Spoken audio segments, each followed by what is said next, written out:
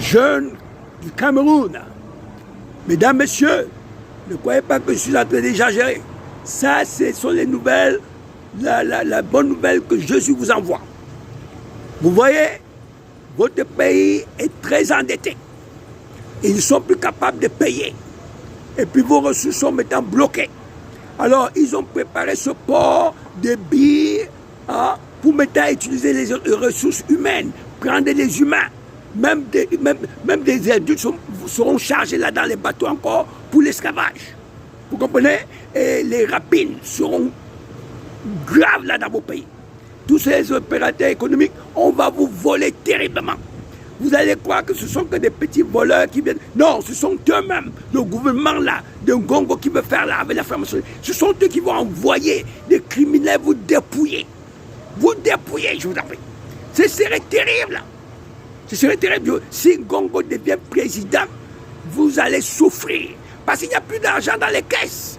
Il n'y a plus d'argent dans les caisses. Le pétrole est hypothéqué, tous les matières premières. Maintenant, ils vont utiliser tout le pays. Ça veut dire tout ce qui reste là. Les opérateurs économiques, on va les faire chanter.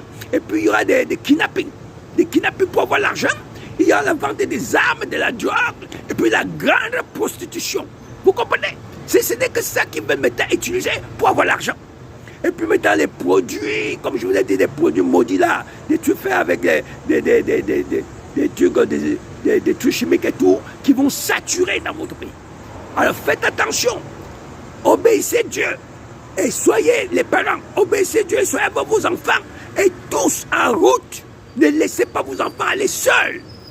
Allez avec vos enfants et faites du bon camp. Ngongo ne doit pas être président. Parce qu'une fois il devient vice-président, il sera président. Parce que Biya est déjà mort. Vous avez vu la prophétie de Jésus. Il dit bien que quand on va nommer Ngongo président, vice-président, ils vont attendre un peu. Et puis ils vont annoncer le décès de Biya. Et Ngongo va précéder les funérailles, un deuil national peut-être 30 jours. Et puis après ça, Ngongo devient président. C'est ça.